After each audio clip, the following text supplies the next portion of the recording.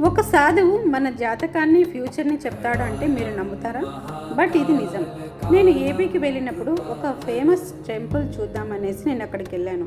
ఆ టెంపుల్ సరౌండింగ్స్లో ఒక చిన్న టెంపుల్ ఉంది.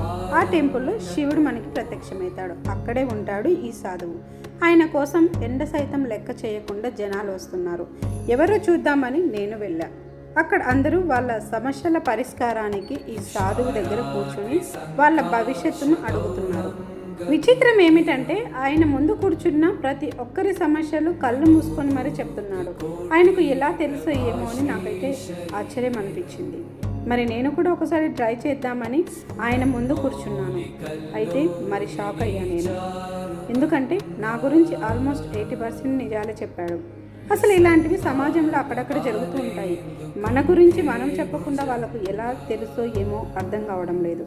మరి మీరు కూడా ఇలాంటి సాధువులను నమ్ముతారా లేదా అనేది కామెంట్ బాక్స్లో మెసేజ్ పెట్టండి.